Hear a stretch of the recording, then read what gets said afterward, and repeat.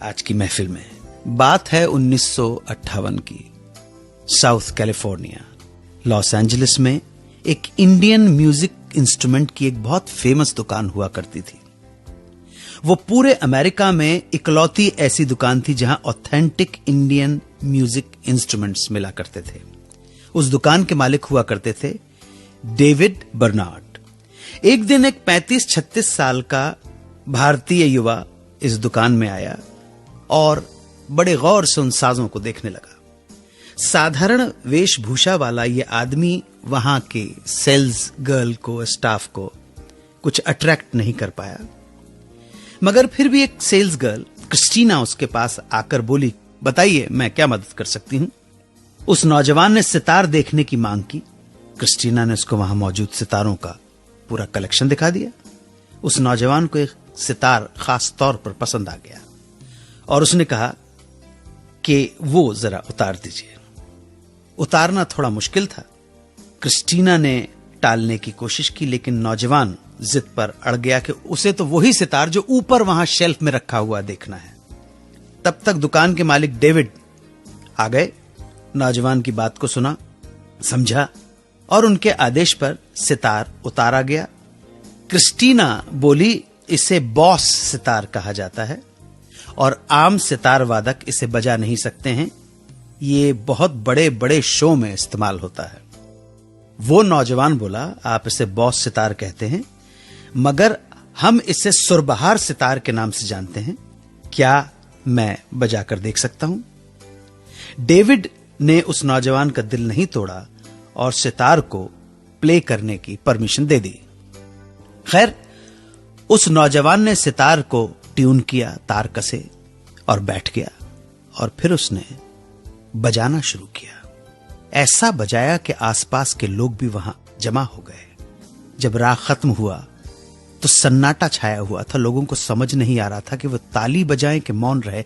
इतना जादुई संगीत उन्होंने सुना। डेविड इतना अधिक भावुक हो गए कि उस नौजवान से बोले कि आखिर कौन तुम? मैंने रविशंकर को सुना है और उन जैसा सितार कोई नहीं बजाता, मगर तुम उनसे कहीं भी कम नहीं हो। मैं आज धन्य हो गया कि आप मेरी दुकान पर आए। बताइए मैं आपके लिए क्या कर सकता हूं। उस नौजवान ने कहा कि मैं सितार खरीदना चाहता हूं। डेविड ने कहा, आपको खरीदने की कोई जरूरत नहीं है, मेरी तरफ से यह तोहफा है, इसे कबूल करें। क्रिस्टीना राग सुनने के बाद रो रही थी। उसने उस भारतीय नौजवान के हाथों को चूमा और $1 का नोट देते हुए कहा कि मैं भारतीयों को कम आंकती थी और अपने लोगों पर ही गर्व करती थी। आप दुकान पर आए तो मैंने बड़े बुझे मन से आपको सितार दिखाया था, मगर आपकी कला ने, प्रतिभा ने मुझे अचंभित कर दिया। फिर पता नहीं आपसे कभी मुलाकात हो या ना हो, इसलिए मेरे लिए इस नोट पर कुछ लिख दीजिए। उस नौजवान ने मुस्कुराते हुए क्रिस्टीना की तरफ देखा और उसके $1 के नोट पर लिख दिया अपना नाम, सलील चौधरी। सलील चौधरी वो सितार लेकर भारत लौटे और उसी साल एक बंगला फिल्म के लिए राग खमाज पर आधारित एक गाना रिकॉर्ड किया, जिसमें उन्होंने उसी सुरबहार सितार को प्ले किया। और 1959 में वही गाना हिंदी में बना, जिसको लता मंगेशकर ने गा के अमर कर दिया। गाने के बोल थे, ओ सजना बरखा बहार आई, रस की फुहार लाई।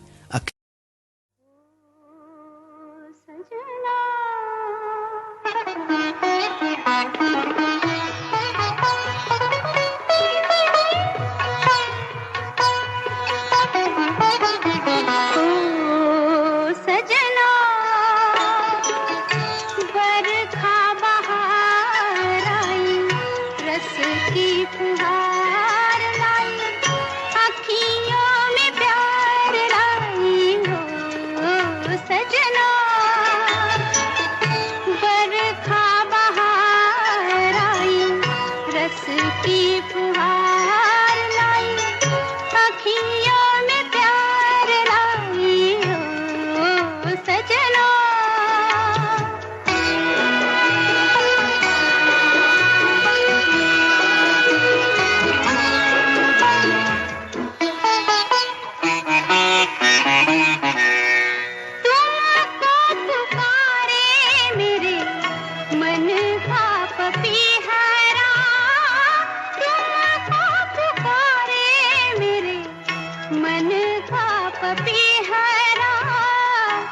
मीठी मीठी आंगनी में जले मोरा जियरा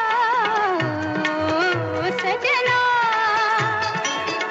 बरखा बहार आई रस की फुहार लाई, आँखियों में प्यार लाई ओ सजना।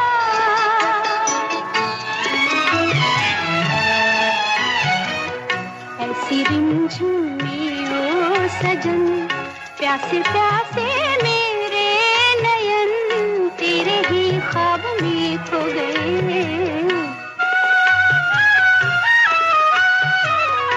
ऐसी रिमझिम में ओ सजन, प्यासे प्यासे में